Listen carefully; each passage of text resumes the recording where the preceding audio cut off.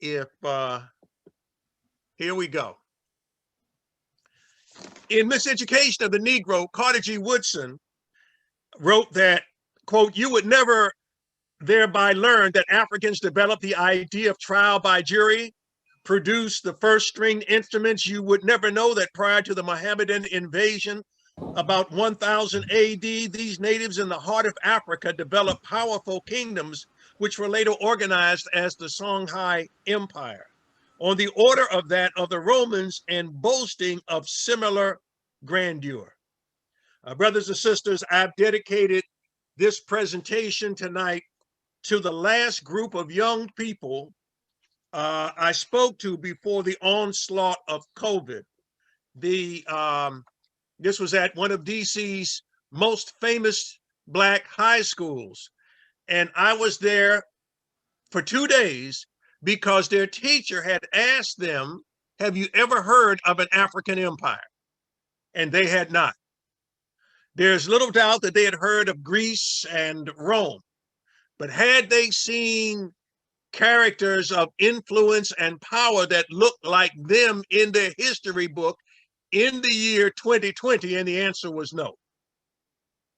So in honor of those young people, and because there is a continuing need, given some of the trends in education today, I welcome you to the Forgotten Kingdoms and Empires of Africa. You know, Lucy Mayer, in her book, African Kingdoms, also notes that it was from Africa that we first learned how the necessary minimum rule of law, which makes social life even possible, could be secured in a quite extensive population. So when you ask yourselves, why do we need to study African kingdoms and empires? Yes, you need to know that people like us made their mark on the pages of history, that we did not labor in darkness and ignorance, waiting for the Arabs and the Europeans to teach us how to organize and structure our political state.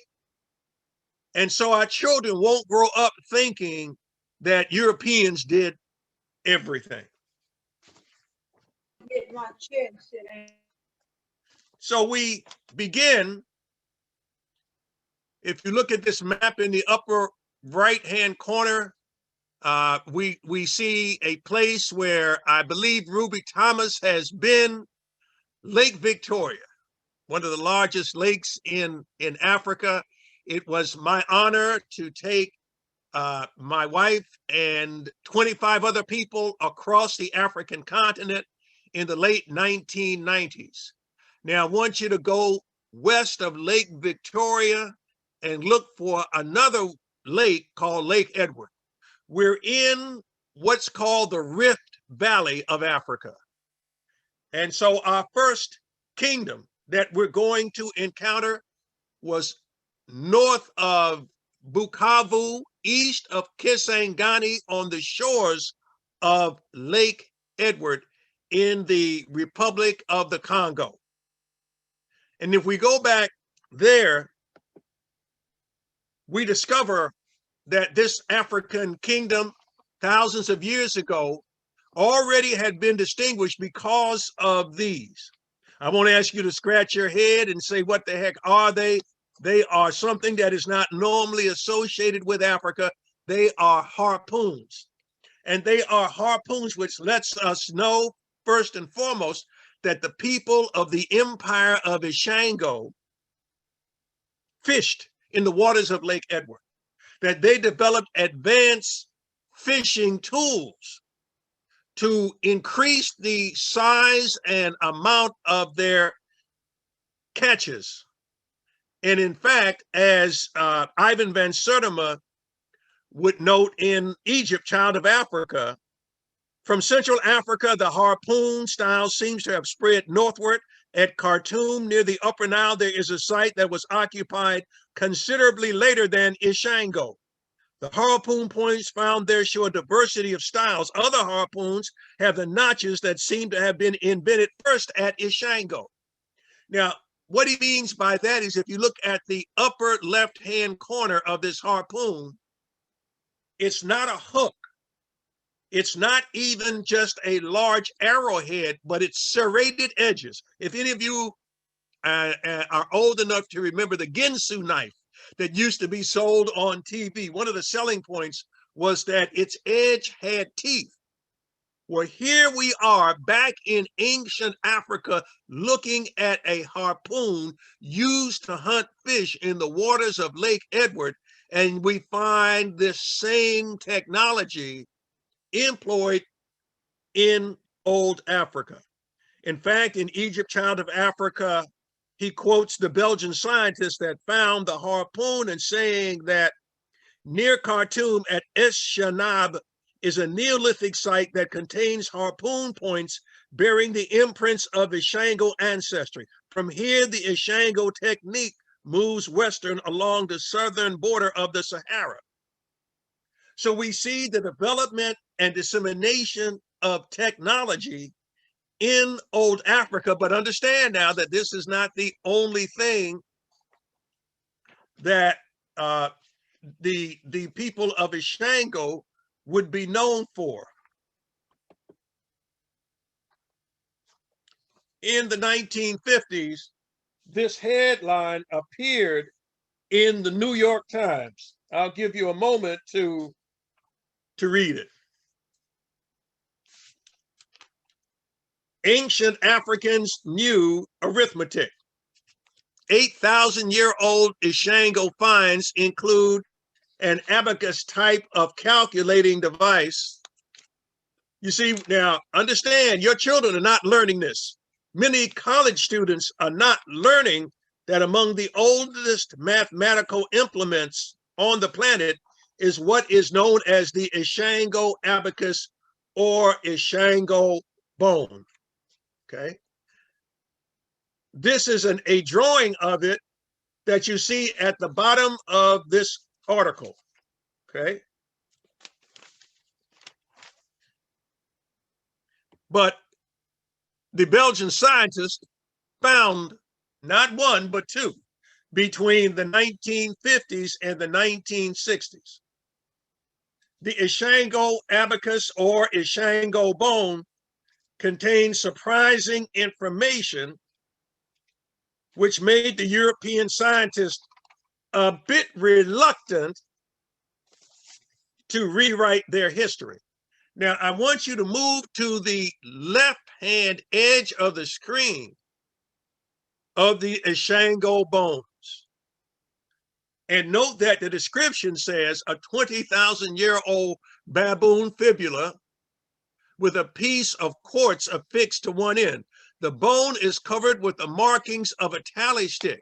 Was the quartz perhaps used for engraving? Brothers and sisters, do you understand what this means? Now, the markings that you're looking at are in 3 columns, asymmetrically grouped into 3 columns, and counting using base 12 and sub bases 3 and 4, like a kind of one expert says primitive slide rule. And this is 20,000 years ago in Central Africa. Can you understand what that means? Is that in the belly of Africa, 20,000 years ago, we have evidence of higher mathematics and writing. Now, understand now, look at the time that we're looking at when these first discoveries were made. In the mid-1950s. In the mid-1950s, Africa is awakening to fighting for its independence. It is a dangerous time to show that before the empires of Greece and Rome, Black people were experimenting with technology and inventing numbering systems. And so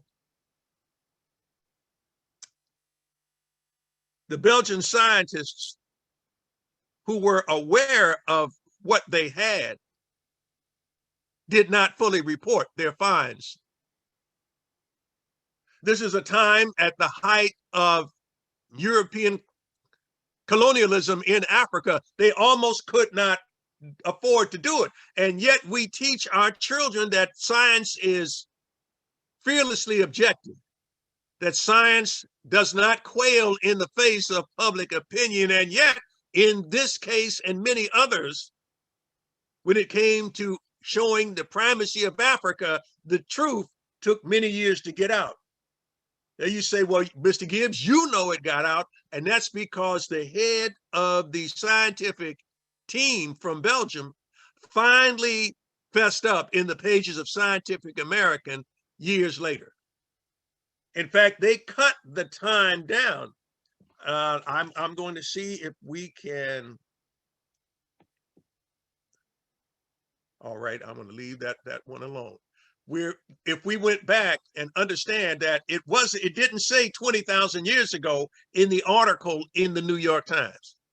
And that's because the Europeans undercut what their own instruments said. Now, several decades later, a group of scientists from George Washington University here in DC went back, and that's where we get the 20,000-year-old chronology. That it was even older, these bones and these fragments that the Belgians had found were older than they had reported, older than even their instruments shown. And so when we look at the importance of the Ishango abacus or the Ishango bone, we find that we are astounded by what was going on in what was derisively called darkest Africa. Now, each of these implements are about 3.9 inches long, okay? So that you understand that and when they saw what was on them, they could not believe that Black people were capable of this kind of thought. I take you now to an African colossus, the city-state of Carthage. Actually, that is probably what the Romans called it, Carthage or Kart Hadasht. It actually, in the local language, is Kart Hadasht. It means new town. And please understand that these folk were mighty explorers and traders, that the Carthaginians sailed all the way through the Mediterranean and out into the Atlantic and around the west coast of Africa, hundreds of years before the birth of Christ. Now, you might know the Empire of Carthage because of one of its most famous generals, a young man named Hannibal. But that doesn't fully begin to tell the full story of the explorations of the Carthaginians. Here's one more at the top. I want to give you Himilco from the 6th century BC, a Carthaginian explorer and navigator active in the late 6th century BC. Himilco was the first person to reach northwestern Europe from the Mediterranean. And although the first-hand account of his adventures has been lost, it is quoted by Roman writers, including Pliny the Elder. Himilco seemingly sailed north along the Atlantic coast of present-day Spain, Portugal, England, and France. He famously peppered his reports with terrifying stories about monsters, possibly trying to deter Greek rivals from trying to follow him. In other words, he wanted to explore these areas on his own to preserve them for the city-state of Carthage. Now, I mentioned that perhaps the most famous Carthaginian that you've heard of is Hannibal. His full name was Hannibal Barca, and he rose to power and influence at a time of war between Rome and Carthage. You might also know him because he became famous, in fact, historically speaking, immortal in the annals of military history, when for one of the first times, not the first time, one of the first times, Africans invaded Europe. There were 3 such major conflicts between Carthage and Rome. We call them the Carthaginian Wars. They lasted from about 264 BC to 146 BC. And so we have African troops landing in what is now Spain at a city that they had founded, which was called New Carthage. Today, that city in the Spanish language is known as Cartagena. Cartagena. And Hannibal moves up through Europe, crossing not one, but two mountain ranges. He crossed the Pyrenees before he got to the much better known Alps. And so he comes down on Rome from the north, not from the seaside, not from the approaches that they might have been expecting.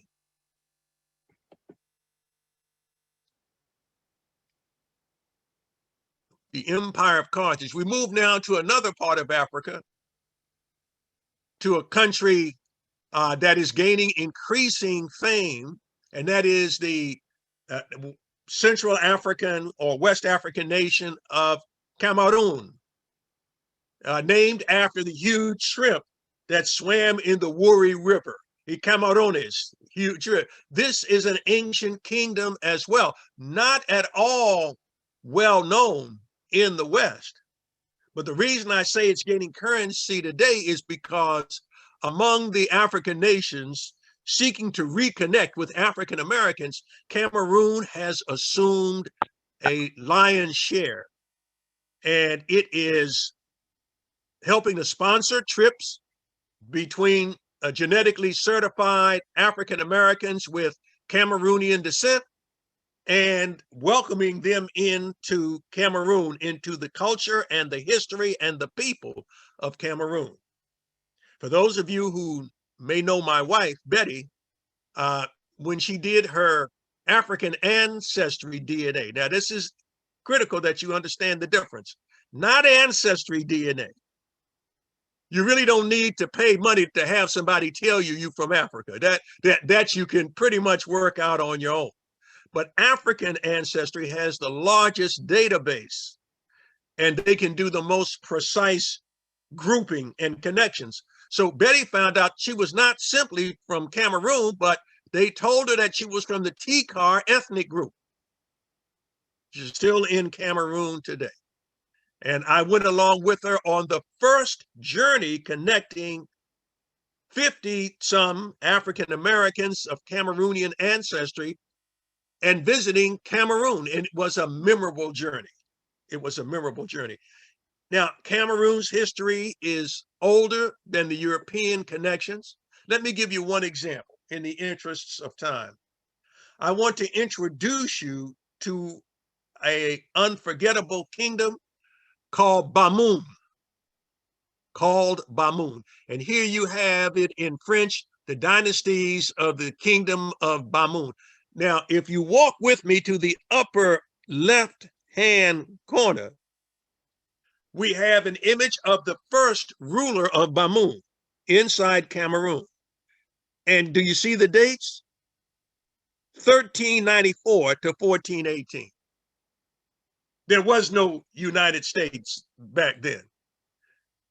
For you or your children or your grandchildren to anywhere in any particle of your little gray cells harbor the idea, even for a second, that we learn the principles of government and law from the Europeans or the Arabs is, as the old preachers would say, that is a lie from the pit of hell. What you need to know is that we were kingdom rulers, empire builders. And this is one example from a kingdom that still exists today, and goes back to 1394. Now, let me take you to the right-hand side. I want you to come to the lower right-hand corner. There are two photographs. The photograph on the right is the palace of the Sultan of Bamoun. The palace of the Sultan of Bamoun. It exists today. I have been there. Betty has been there.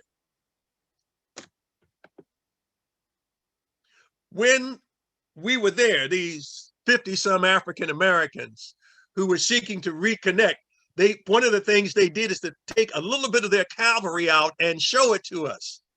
And they had these brothers do tricks on horses, and then as the finale, they raced from the center of the courtyard right up to our seats right in front of us, reared their horses up.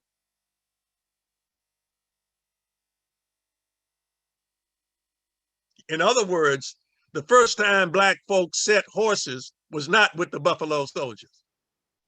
A colleague of mine some years ago wrote a booklet on the 100,000 horsemen of West Africa. We knew how to handle horses and cattle before we ever saw the shores of the United States. Here I am meeting the current Sultan of Bamoun. This is in the end of 2010, the beginning of 2011. And he was something else. He, although an elder, still vital, still very much in charge of his sultanate or kingdom. In fact, he apparently had some plans we were not aware of. He, how can I say this, reached out to the female members of our party who were of Cameroonian descent, offering to make a love connection. They did not take him up on it, and it would not have mattered because he had recently, as his latest wife, married a young sister from the Virgin Islands who had become so enmeshed in the culture and history of the Bamoun Sultanate. She had written a book on African secret societies. One of the ways traditionally that the Sultan of Bamoun would choose to go to war or peace with an enemy was to send him a spear. If the point came back the way you see it up here, upright, there would be peace. But if the spear came back, and look at your lower right corner, if the blade came back bent as that one is, it would be war.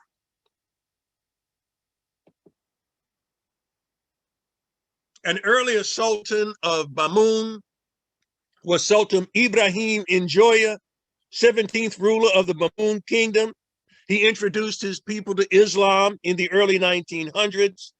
He foresaw the importance of written language and created a Bamoun syllabary or alphabet. He was praised by his fellow African people as a true leader and a true source of wisdom. And it is he who built the royal palace, the black and white picture I just showed you, that today is not simply to the affairs of government of the Sultan of Bamoun, but also a living history museum. And he was an inventor because he invented a hand-powered mill for grinding corn.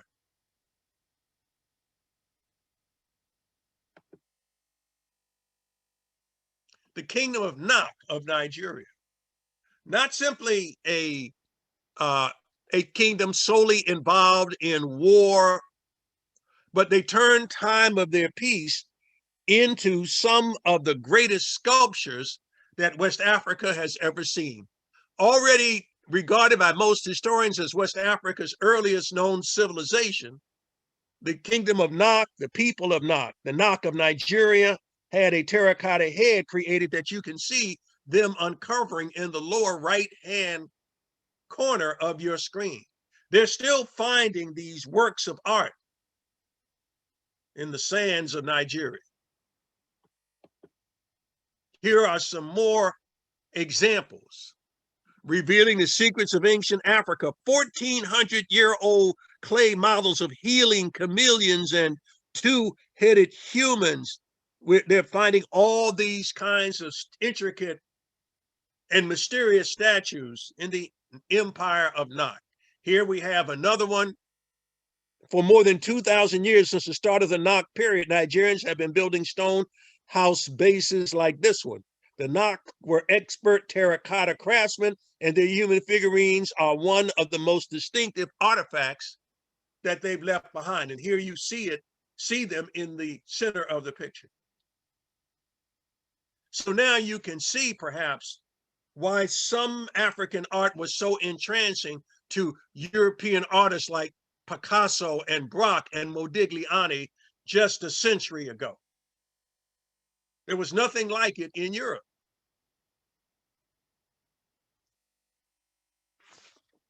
Let me introduce you to the kingdom of Dahomey and its final king. He was known as Bihanzin. His full name was Bihanzin Hosu Boel. He was born in 1841, died in 1906. He reigned as the king of Dahomey at a time when the French were invading and attempting to colonize them. Now, I want you to understand that we believe that the women he surrounded himself with were part of his female brigade. We often call them the Amazons or the Black Amazons of Dahomey. You have to understand that the valiant and resolute opposition to the French distinguished the people of Dahomey. One French eyewitness said that the Dahomeans showed a tenacity and bravery unheard of. Their dash was broken by the discipline and marksmanship of the Senegalese sharpshooters. It was heaped with the corpses of men and women warriors, for it was the women of Dahomey, of the kings of Dahomey, that functioned as the king's combination secret service and Praetorian Guard. Yesterday, I told, and Sister Kathy will recall this, that there used to be, a long time before any of you youngsters were in federal service, a famed form called an SF-171. And that's where you put a statement of your qualifications and abilities. I remember. Well, I introduced you this evening to a young lady who served the king as a guardian, a protector, and a warrior. Her name is Se Dong Hongbe, an Amazon in the army of Dahomey. And you can see her 171s in each of her strong hands.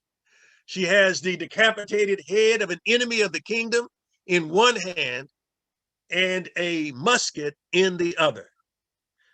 One shows that she was fearless in battle. The other one shows that she was a crack markswoman who knew how to use a rifle. Here is an image, which I don't think I shared with the young ladies last night, of in the 18th century, the king of Dahomey formed a women's brigade to help him conquer neighboring kingdoms. This contemporary print, which shows him leading his armed female troops to war, both illustrates the continuing importance in West Africa of dual-sex social organization and shows the significant political changes caused by the slave trade as rulers sought to extend their power over wider areas. The Women's Brigade was not disbanded until 1892. Again, it had functioned as a kind of secret service in terms of protecting the rulers of Dahomey and as a Praetorian Guard. So they were inside his palace to protect him from all enemies, foreign and domestic.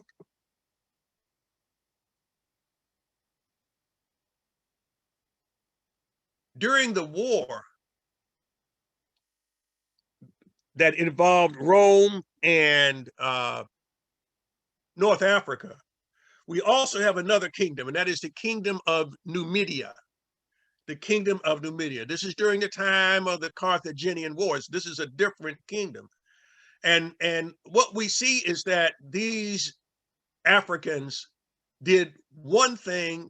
They were valiant fighters against Rome. They fought on horseback with shields and spears, and they were feared by the Romans. This painting that you see reconstructs the Louvre Numidian and his lower ranking comrade in fringed skins tunics. Both warriors are equipped with javelins on which Numidian light cavalry built their reputation. The thrusting spear and large dagger or short sword are attested in archaeology and can be deduced from the narratives in our sources. Unlike the depictions on Trajan's column, these early Numidians seem to wear a much less baggy tunic without any kind of belt. These North African horsemen were the only replacements from Africa that Hannibal received during his entire 15-year war with the Romans in Europe.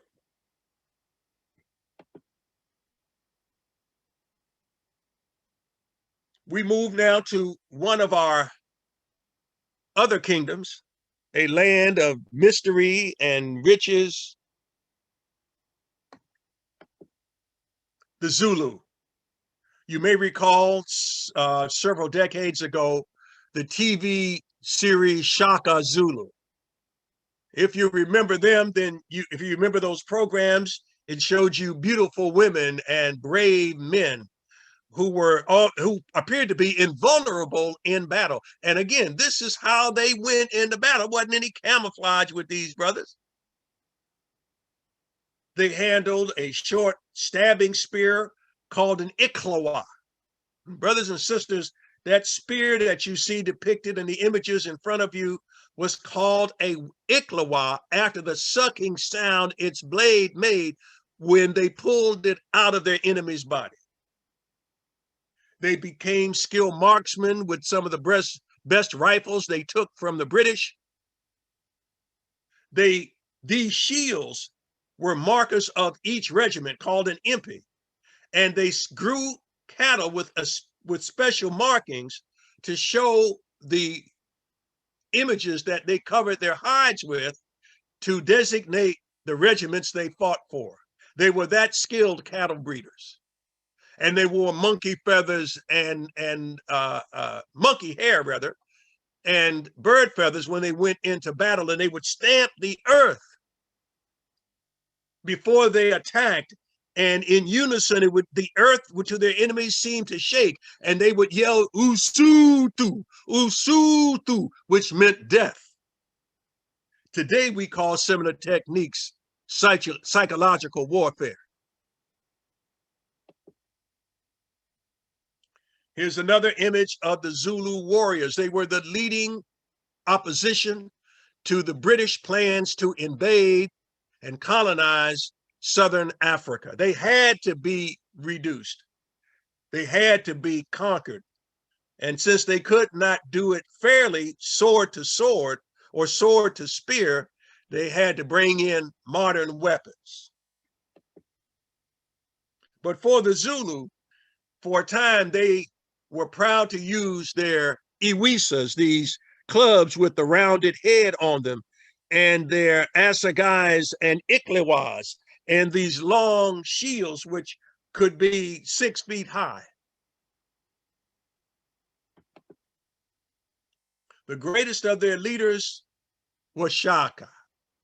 And here you see the only accurate picture attested to nearly his time, due to the fact that few Europeans penetrated his kingdom before his death. The accuracy of the striking portrait entitled Shaka, King of the Zulu, is impossible to judge, but it is the one closest to the time that he existed until he was assassinated in 1828. Shaka, they still study his techniques.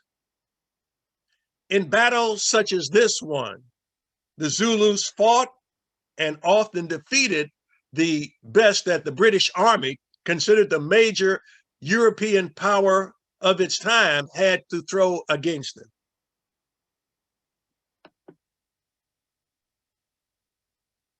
In battles like Isandlwana on the 22nd of January, 1879, in Rorke's Drift, roughly at the same time, where that was a stalemate, although the British called it a victory. And then finally at Alundi, I remember that at Isandlwana, a definite victory that sent shockwaves through the empires of Europe. It wasn't supposed to be that way, brothers and sisters. You wouldn't have Black people defeating Great Britain. And yet these Zulus killed everything on the field of battle. They left nothing behind following a dictate of Shaka, at least left nothing alive behind.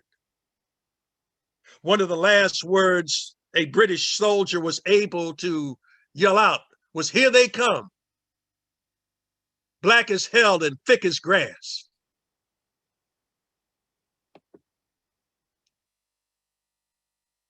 The kingdom of Kush, legendary, romantic, existing in tension with ancient Egypt. The kingdom of Kush, mentioned in the Bible, sometimes spelled with a C rather than a K.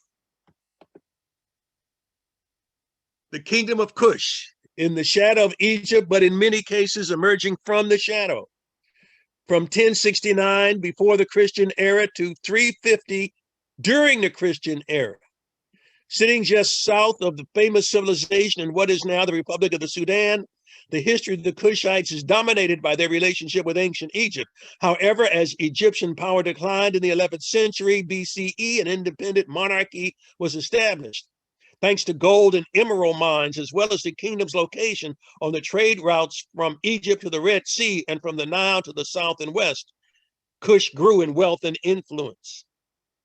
Eventually, the kingdom of Kush would begin to invade Egypt, starting with the reign of Kashta and then his son Pai, who conquered the entire country right up to the coast of the Mediterranean.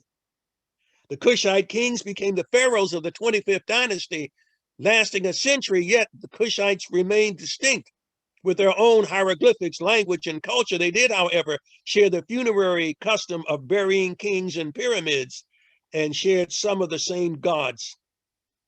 Ultimately, the rising Assyrian influence in the region caused ongoing conflict between the two, and eventually the Kushites were expelled from Egypt in 656 BCE by Psamtik, who established the last native dynasty of Egypt.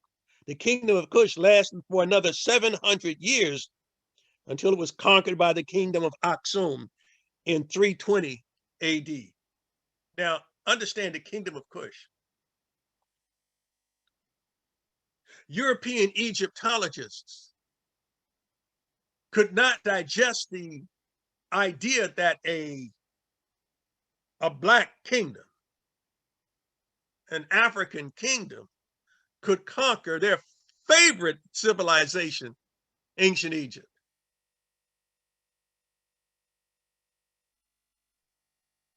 One European scholar said in frustration that this 25th dynasty was, quote, an astounding epoch of nigger domination, unquote.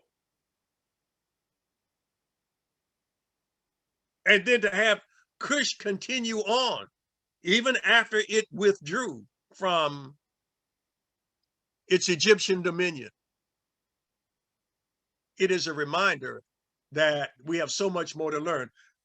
Women who ruled Kush fought the Roman Empire, and there is a lasting story that I'll just give you very quickly.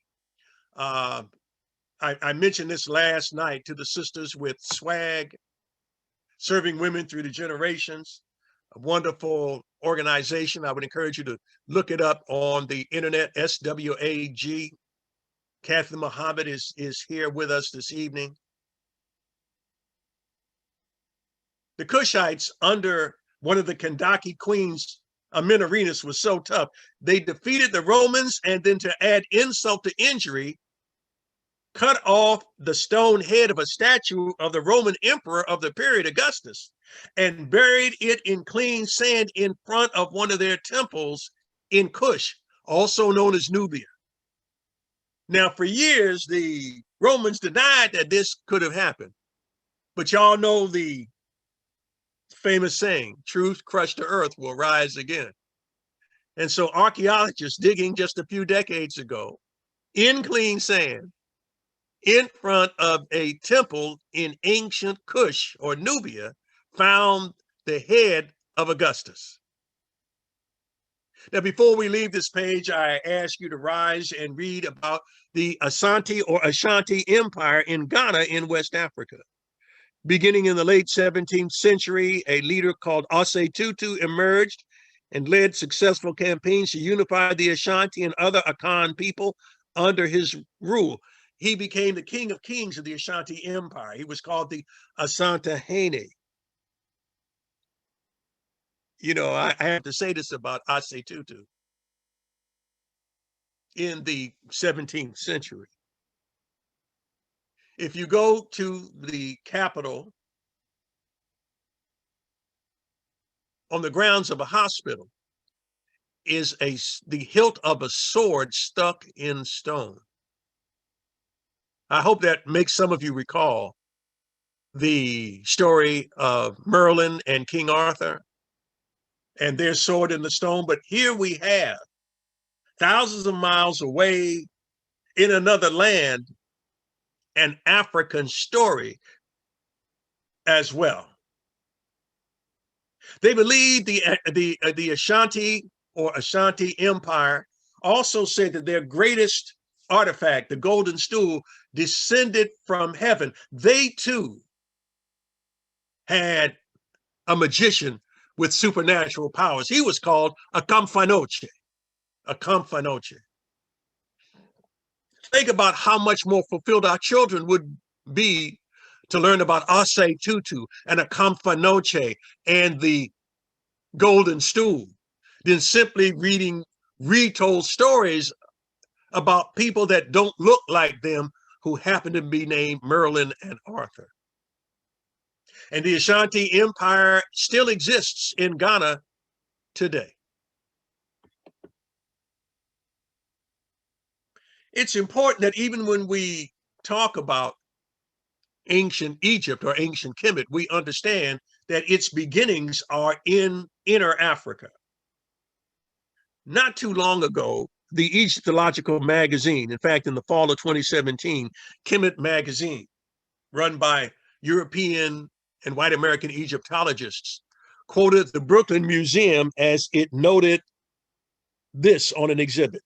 A new emphasis on Egypt's place in Africa is perhaps the most noticeable thematic change in the reinstallation. The panel goes on to state that the ancient Egyptians were an African people who appeared in the Nile Valley by 4500 BC and created a distinctive culture. Most importantly, for many of our visitors, the panel clearly states that Egyptologists no longer maintain the false hypothesis that light-skinned outsiders created Egyptian culture. Moreover, the panel acknowledges the role that racism played in past interpretations of Egyptian history. It states that 19th and early 20th century historians largely interpreted the archaeological evidence on the African continent through a racist filter, which rejected the notion that the Africans could create high civilization. It goes on to state the evidence for the origins of Egyptian culture in Upper Egypt and the way the Nakata culture spread northward through the Mediterranean Sea. The panel cites evidence for the spread of distinctive Upper Egyptian ceramics into Lower Egypt from 34 BC to 3000 BC. Furthermore, it recognizes that rectangular house designs from the south replaced earlier oval dwellings from the north. At the same time, distinctive southern oval-shaped graves began to appear in the north, replacing northern shallow pit graves. The southern cult that centered on cattle worship was also transferred northward in this time period. What this means is simply no more than what the ancient Egyptians themselves had to say for thousands of years. If you go to the Temple of Horus at Edfu, on the side of one of the walls is the statement by the ancient Egyptians that the founders of their civilization, a group of individuals called the followers of Horus, came out of the south.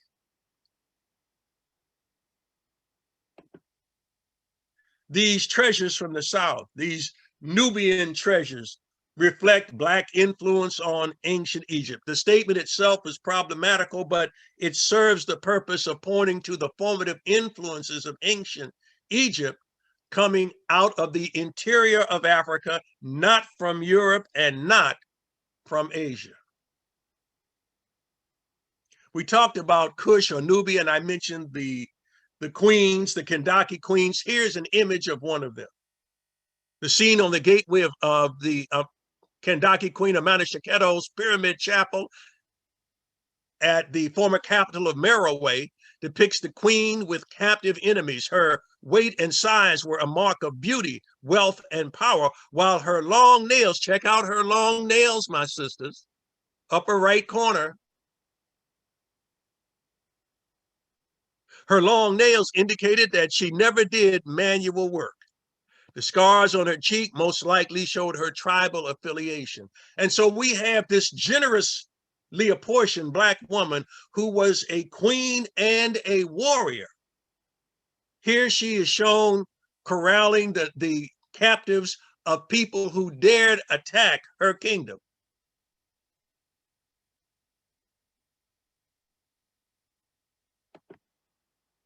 We know there was high science at Merowe in the kingdom of Cush. It seems to be this drawing depicts some sort of telescope or laser gun or ultrasound gun or radiation condenser. Some experts have said maybe it was some kind of an antenna, but it points to high science in the Nile Valley in Africa before the coming of the Arab or the European. In West Africa, one of the earliest kingdoms was that of Ghana. And as you look at the stamps commemorating the historical contributions of one of the most famous modern people to come out of Ghana today, he saw to it that modern day Ghana was named after this West African empire. And this is what he had to say in his autobiography. He said that in the very early days of the Christian era, long before England had assumed any importance, long even before her people had united into a nation, our ancestors had attained a great empire which lasted until the 11th century, when it fell before the attacks of the Moors of the north. At its height, that empire stretched from Timbuktu to Bamako, and even as far as to the Atlantic. It is said that lawyers and scholars were much respected in the empire of Ghana, and that the inhabitants of Ghana wore garments of wool, cotton, silk, and velvet. There was trade in copper, gold, and textile fabrics, and jewels and weapons of gold and silver were carried. Please understand, brothers and sisters, that I don't care how many Tarzan movies you've seen. They were celluloid untruths, designed and based on books written by Edgar Rice Burroughs, a white American who admitted in the pages of Liberty magazine that he had never set foot in Africa. For these West African kingdoms, for the Ashanti and Ghana and others that we'll see today, gold in dust and nuggets was the bedrock of trade. Coming out of West Africa, we find that already by the medieval period, Africa, which we've been taught to think of as darkest Africa, yet somehow international traders found their way to it, was already supplying 2/3 of Europe's gold needs. And so we move from there to the Empire of Mali, a kingdom of commerce between 1235 and 1670. And we're looking for the great African empires. Mali and the great Mansa Musa are often mentioned, but our children are not learning about them. They're not learning about the Lion King, Sundiata Keita, who founded the Empire of Mali. Yes, 700 years ago, long before Disney thought of it, there was already a Lion King of the Empire of Mali. And Mali is important for us, as are the other major kingdoms and empires of Africa. But understand that if you go to the pages of the online journal, portofharlem.net/C Gibbs, portofharlem.net/C Gibbs, where you can download some of my videos. I just put one up. A new one is there. And articles, you'll see an extraordinary article about two of the men who led the Empire of Mali. One of them was Abu Bakari II. Abu Bakari wanted to know the limits of the ocean that formed one boundary of the Empire of Mali. He rode his horse along the borders in what is now the Gambia and Senegal. He shook his fist at the waves, wanting to know what was on the far bank of the ocean. And so, brothers and sisters, in the 1300s, he commissioned not one, but two fleets of ships to sail across the Atlantic. They do not teach our children these stories. An empire so rich it was depicted on the European maps as the center of the gold trade. Frustrated that only one ship made it back from the first voyage and it didn't reach its destination, he led the second armada of African ships across the Atlantic. And although he disappeared, there is the research of some experts and from Mali today that believe he did land in Brazil. He was followed by Mansa Musa, the Emperor Musa. And he became legendary in the history of the world for leading an army of gold on his pilgrimage to Mecca. In fact, the brother brought so much gold out of West Africa that he depressed the international price of gold as he spent it in Cairo.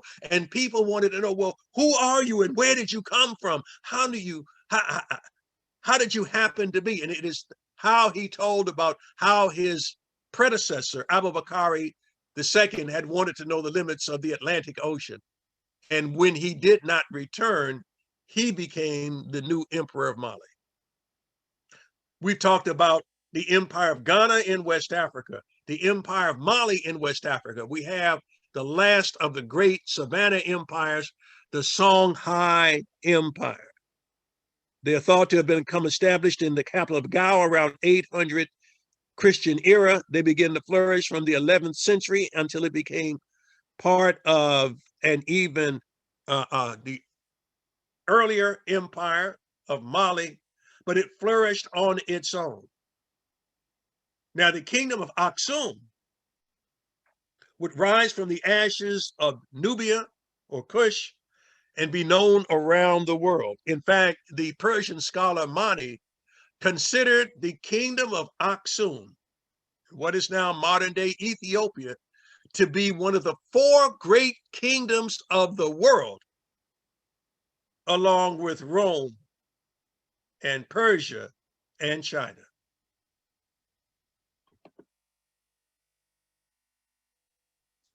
In the Empire of Mali, we must be made aware of one of the intellectual achievements.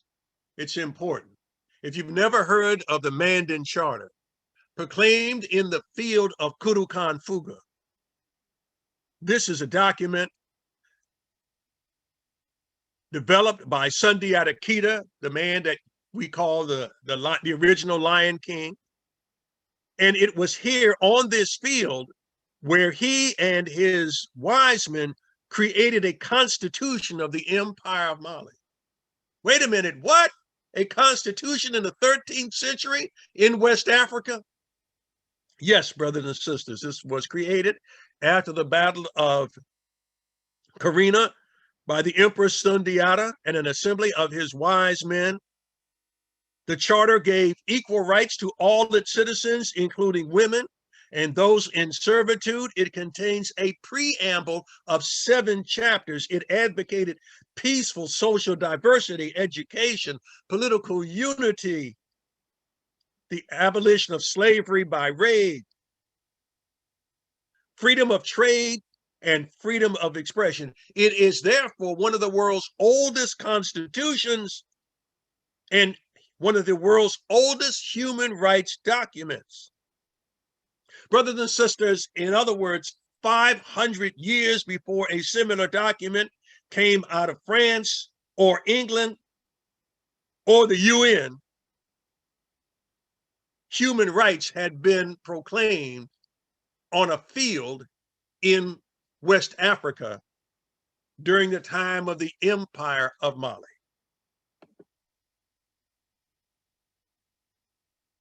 Another kingdom is the Kingdom of the Congo. This rather sharply dressed young brother was an ambassador from Africa to the Netherlands. Okay, from the Kingdom of Congo to the Netherlands in Europe, and they would become tangled up in Europe from 1390 to at least 1914. As bad as I am in math, that's 600 years. Understand that the Kingdom of Congo in Central Africa was rich. Its rulers sought peace when the Europeans wanted to colonize them, and so they sought to out diplomacy the Europeans. And for a time, it worked. And the Kingdom of Congo, which, as near as we can tell, converted to Christianity of its own accord. The Portuguese double-crossed them and began to kidnap many of the citizens of the Kingdom of Congo, some of them winding up at a little place down Route 95 from us called Jamestown. But the Kingdom of the Congo was known for leadership, thoughtful, incisive leadership. The Benin Kingdom in West Africa, one of the world's great kingdoms. They built tremendous buildings, again, based on gold and high art. In North Africa, we have the Almohad Caliphate. The Almohad Caliphate. These brothers were, again, amazing, amazing. Their name comes from the Arabic word for the monotheists or Unitarians. And from the 12th century, they conquered large parts of North Africa. Their troops were primarily from Senegal. Some of their greatest generals were Black men from West Africa, such as Yaqub ibn Yaqub. One scholar says that in a book called Moorish Empire, that the greatest of the Moorish rulers of Spain, because the Almohad Caliphate extended from North Africa into Spain, he notes that were the Almohads, and that many of they were all, or mainly all, Black in origin. These would be some of the people that would fight the Spanish during the Reconquista. We know that they were Black men, even though Hollywood seems to want to give them every other color but that. In a book called Muslim Spain by Philip Jetney, he quotes one of the Spanish noblemen that fought these men, whom they called Moors, and he says that their faces were as round as frying pans and their skin as black as pitch or asphalt.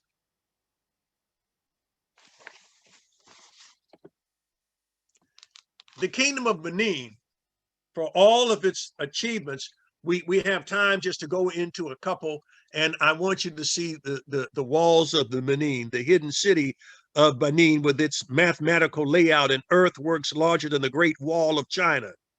Benin City was one of the best planned cities in the world when London was a place of thievery and murder.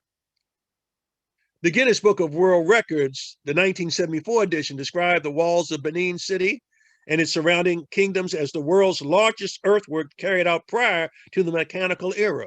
According to estimates by the new scientist Fred Pierce, Benin City's walls were at one point 4 times longer than the Great Wall of China and consumed 100 times more material than the Great Pyramid of Egypt. Why don't our children know this? In fact, why don't we? Why do not we? The walls extended for some 16,000 kilometers in all, in a mosaic of more than 500 interconnected settlement boundaries, covering 6,500 square kilometers, and were all dug by the Edo people. They took an estimated 150 million hours of digging to construct and are perhaps the largest single archaeological phenomenon on planet Earth.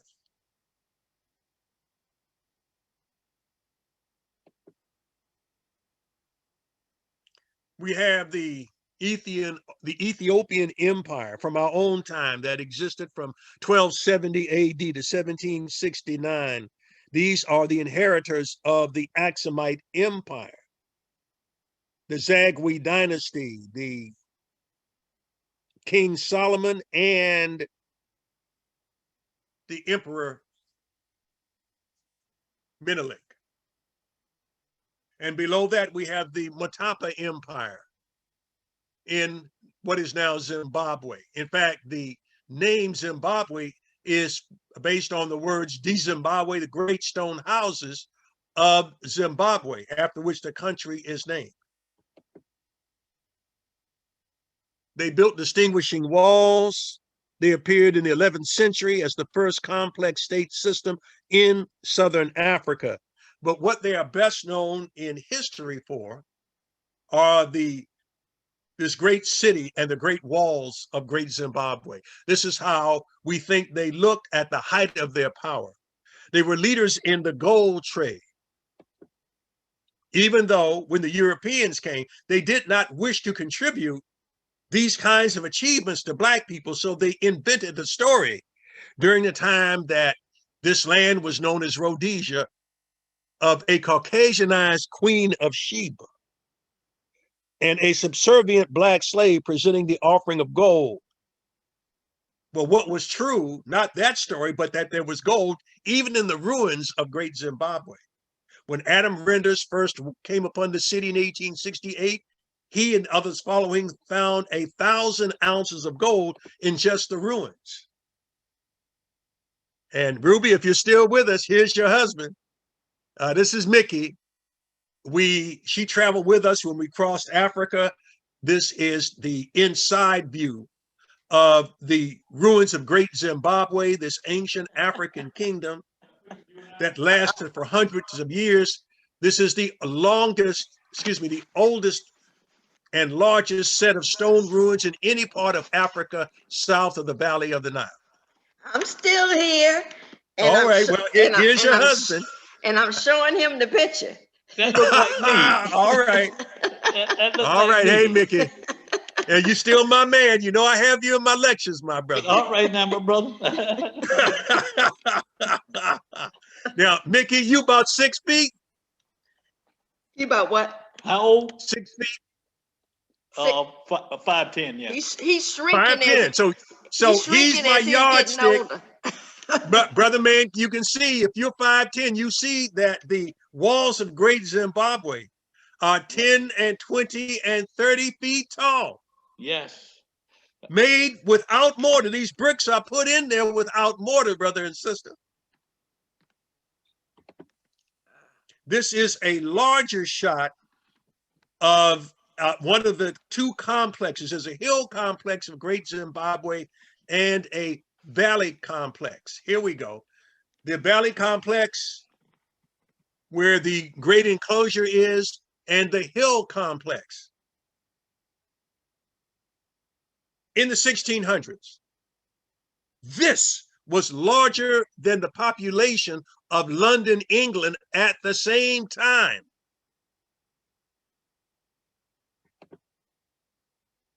And here I am.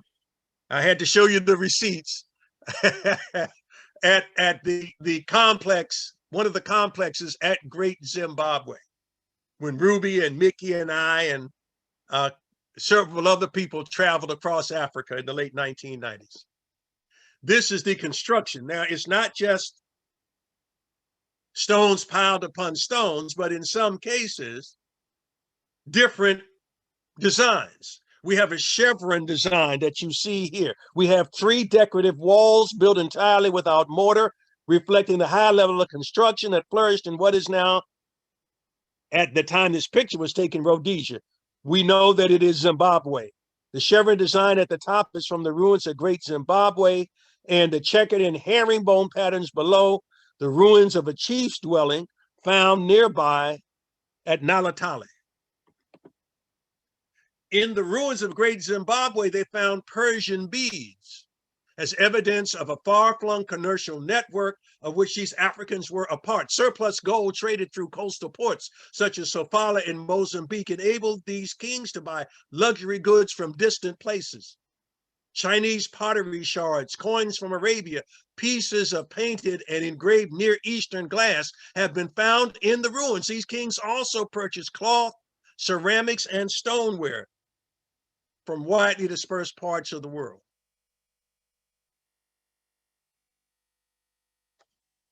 Well, I want to leave you with a final kingdom controlled by a woman who, again, deserves to be better known in history. Her name is pronounced Sarunya. Sarunya. In fact, that's actually a title for the queens of the Asna. She became famous as a result of her actions in the Battle of Lugu on April 16th, 1899. She was a formidable woman. She was tall and black with yellow eyes. The French had brought together those Arabs who wanted to convert her kingdom to Islam. There were French missionaries who wanted to convert her kingdom to Christianity. And she would have none of that. And so at the Battle of Lugu, there were 600 French soldiers, and they fought a bitter battle in northern Nigeria. And the Asna were part of the Hausa people, to give you a sense of who they were related to. In 1986, the African director Med Hondo made the film, and you're looking at the poster. Now, the Nigerian troops that fought alongside her near the border attacked and harassed the Fulani Tuareg.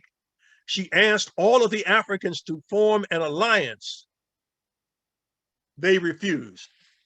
They couldn't get it together. They could not surmount the differences of culture and religion. And ultimately, the Asnas would fall to the French.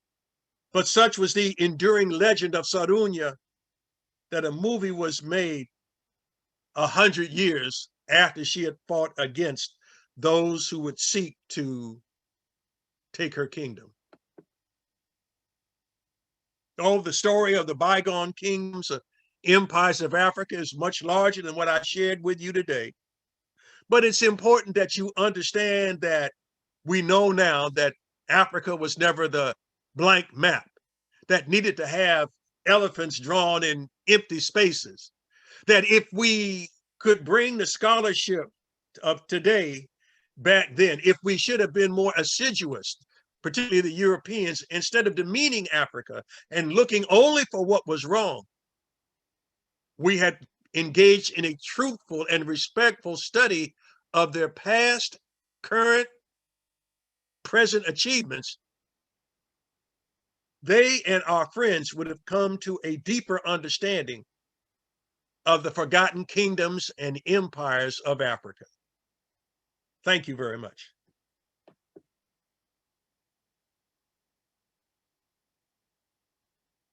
It's okay. So if there are any questions, I'll be happy to take those now. I appreciate it, all of you, for being with me this evening. Mr. Gibbs, how you doing? Yes. Your friend Jamila has a question. Hi, Mr. Gibbs. I have one question for you. Yes. So I wanted to know, when you said that the country in Africa, Cameroon, was named after the large shrimp, Camerones, which yes, in my mind is Hispanic.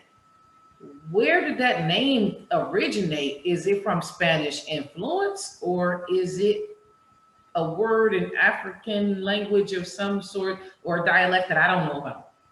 No, it is from the first outsiders to document sailing up that river were astounded at the size of the shrimp. And so they were Spanish and Portuguese explorers. Okay. So the name is based upon their word for those maritime creatures. That makes